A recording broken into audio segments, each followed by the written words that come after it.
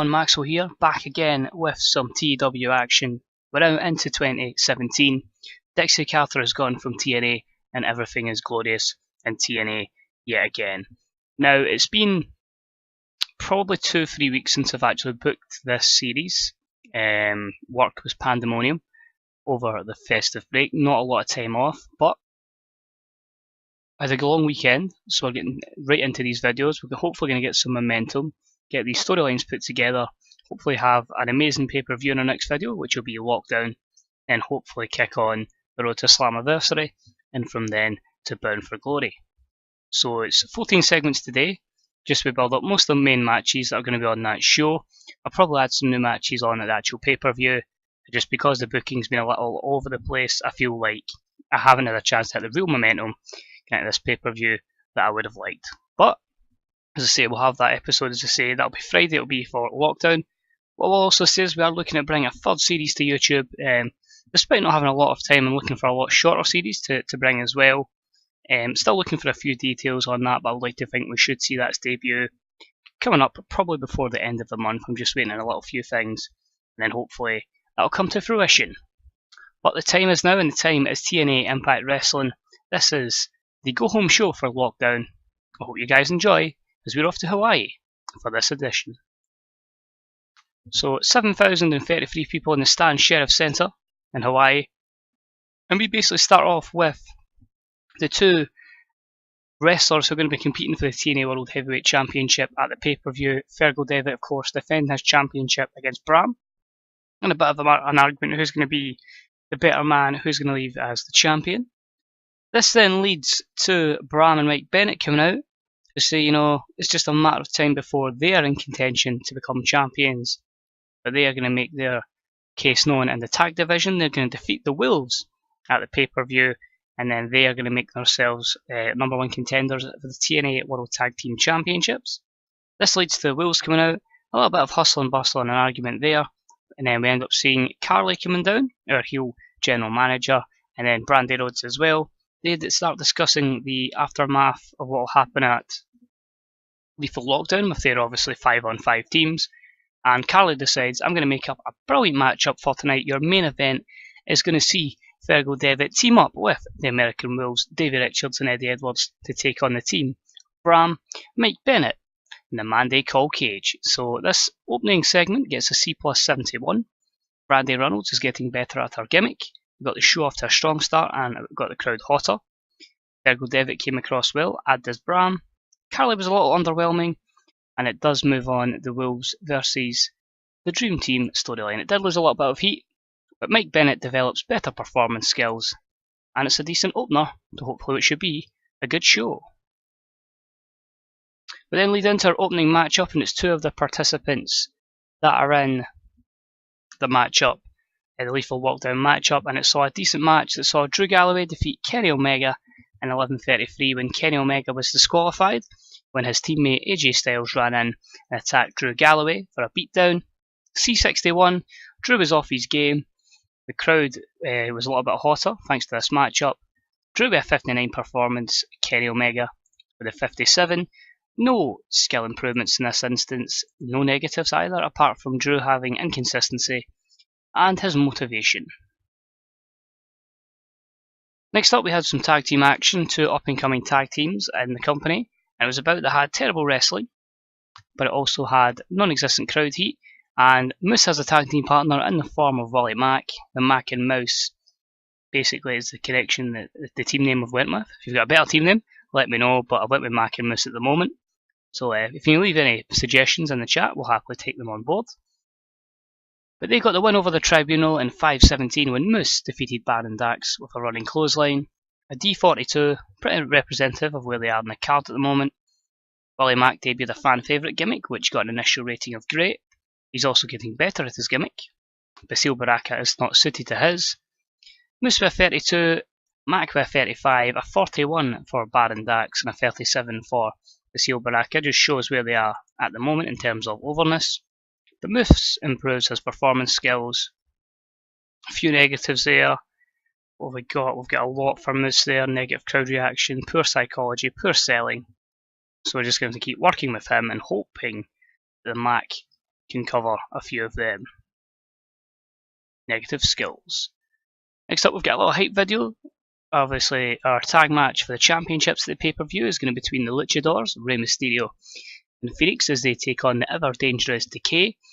Basically, just have a video demonstrating the feud so far, the case of Decay using just the power of the Monster Abyss, but then the unpredictability and high flying of the two Luchadors has caused them a little few problems. So D plus 53 here, not too bad. And as a little preview, we had Abyss defeat Phoenix in 10:05 with a Black Hole Slam, proving that he's a dominant monster and it's going to take a monumental effort from the Luchadors to get the win at the pay-per-view. But a C plus 66, Phoenix with a 48, Abyss with a dominant 68 performance there. A few negatives, but overall, I'm pretty happy with that. Next up, we had a backstage argument between Britannia Knight and Gail Kim. We're also going to have some sort of 5-on-5 or maybe 4v4 matchup with our knockouts. These will be the two team captains, Britannia and Gail, as they join forces. One member will be in each team. Britannia Knight will have the former champion Sienna, and Gail Kim will have the knockouts champion Ali in their teams. At C63 here, the performance of Britannia was good and the storyline gained heat. Negative was because it was looks based. Next up, we had a bout that had subpar wrestling and little heat. The dominant champion Argenis defeated TEW2016 in 1:14 with pinfall via the Asai moonsault, making the second defense of his TNA X Division Championship. Simple squash match, a C minus 56 here. The champ with a 56 performance to TEW2016's 34.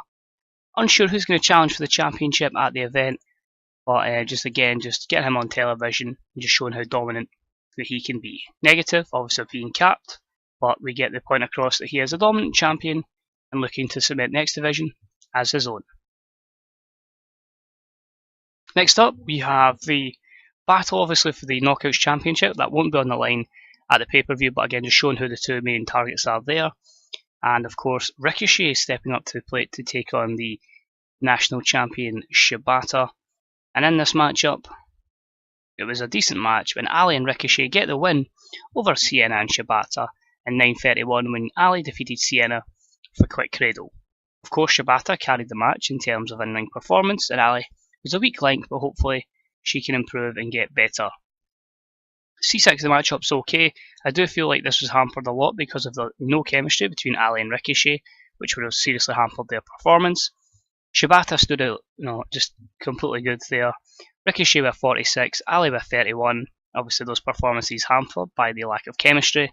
73 for Shibata and a 48 for Sienna. This continues the knockout storyline, both of the knockouts gaining performance skills.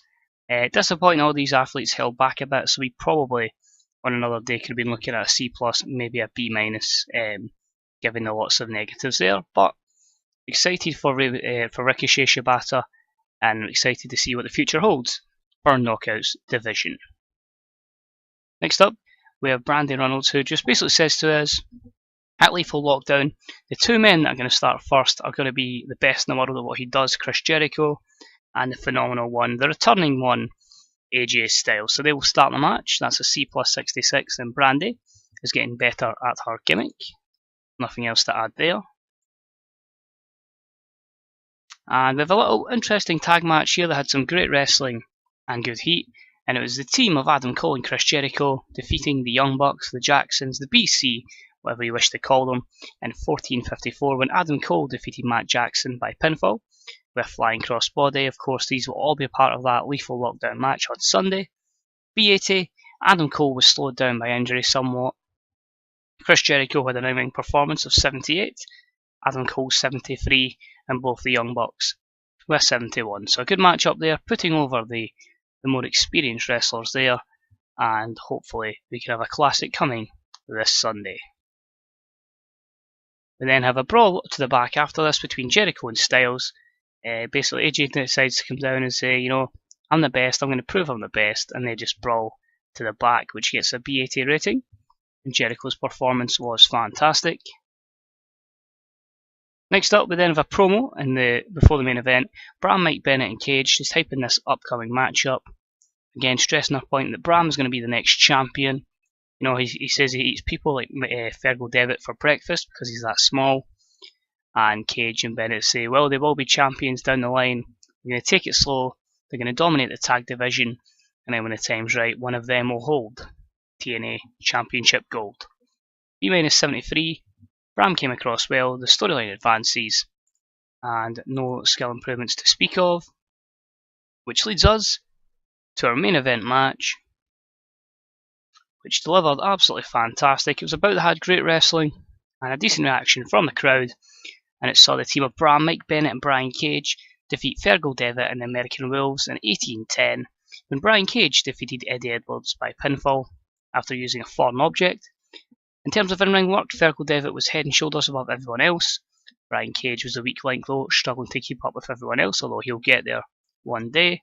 B82 is a solid main event matchup at the level we're at the moment.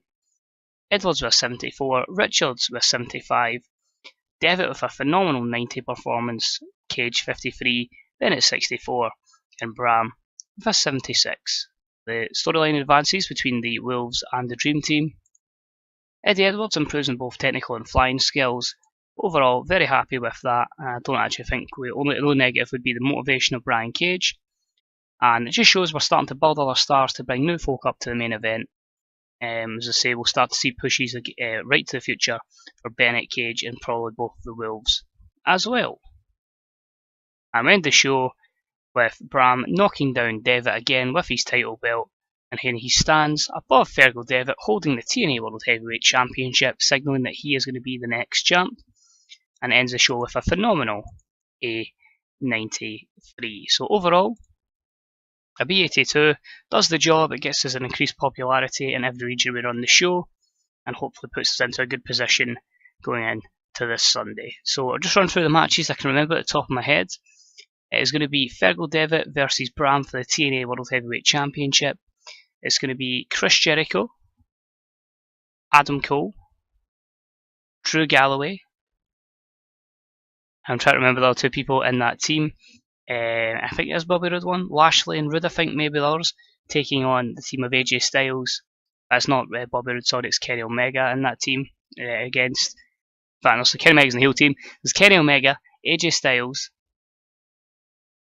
both of the Young Bucks, and someone else in that team. I'll have to actually remember who's in each team. That's how long it's been since I've done these episodes. In a 5-on-5 match. So really, who do you think will win, the heels or the faces? It's absolutely shocking. I can't remember who's in the matchup, but as I say, it's all written down, so we'll get round to that as a 5v5 matchup. Any predictions for that, let me know. We have Abyss and Crazy Steve, the Decay, taking on Phoenix and Rey Mysterio for the Tag Team Championships. We have Mike Bennett and Brian Cage taking on the American Wolves. We will have Arhennis in action, and we will have a 5-on-5 women's matchup as well to see who the dominant females are in the Knockouts division. So I've got a lot of matches in my head, a lot of guys that aren't used at the moment, they'll get matches on the day because obviously a lot of people team up together in these big matches. We are getting an undercard, so hopefully we can build people up. And we'll just see here if there's anything that directly affects us. Not that I see, and the show was excellent for TNA, so that's good. And WWE have altered their deal for Rebecca Knox. Of course, I was looking to bring in Becky Lynch to give us just another top level knockout. Surely we'd be offering a lot more. They're offering her 5 years at 3.6. We're offering her 5 years at 4. What we'll do then is we'll actually give her the similar bonus as well, just to make sure, because she would be a really good hand to have, despite a lack of overness in this. Stardust went to New Japan, so we didn't get him, and a 5.43 for TNA, so that's a good rating there. I say, despite not knowing what half the card is going to be for this event coming up, so I say hopefully now I can build on some momentum, push on, and get this company from cult up to the next level, to national. We are getting one at 65 now, which is in Midwest, so it's about getting the rest up to that level. As I say, I expect that roundabout Bound for Glory time. But you know, prestige is decent, momentum is on a high, we keep having decent shows. I'm going to say after this pay-per-view coming up on Sunday, it's a strong 5-week build to Destiny. Sorry, to 4-week build. Sorry, how long have we got? But it's only a 2-week build, so I'm thinking about it slam actually. 2-week build to Sacrifice, so that means there'll be a quick turnaround. Hopefully a lot of feuds from there. then the 4-week build to Slammiversary, so then we've got a bit of a drawn out period to every event. So that's going to be good. Quick succession here. A lot of these feuds will probably be filtered out from Lockdown into Sacrifice, and then the long build to every pay-per-view from then on. Let's say, bit of a all over the place episode there, just trying to get our bearings right and remember who's facing who, but hopefully we'll have a stellar pay-per-view at Lockdown. Hopefully you guys enjoy it. Hopefully we can kick on from there. So I say, any predictions from the matches I've given, let me know what you think. As I say, any idea what you'd like to call the Mac and Moose tag team, suggestions I say are deeply appreciated. In our comments, in the comment section, are deeply appreciated as well. How yourselves are getting on, how you feel I should book TNA, do you think I should sign or get rid of, let me know what you think as well. And as always, if you want to get involved in TW and involved in the YouTube side of things, don't hesitate to ask any questions. I'll try and give as much advice as I can, and I would definitely recommend checking out the communities on the Grey Dog Software forums and the Fantasy Bookers subreddit. Both have a lot of great help there, and if you have any questions, if I can't answer it, definitely with people who have more knowledge of this game than myself. So as always, thanks for watching, guys. As I say, all the likes, subscriptions, all that jazz is all deeply appreciated. Most importantly, I hope you're enjoying the content, and hopefully we can keep going on to a strong 2017. Take it easy, and bye-bye.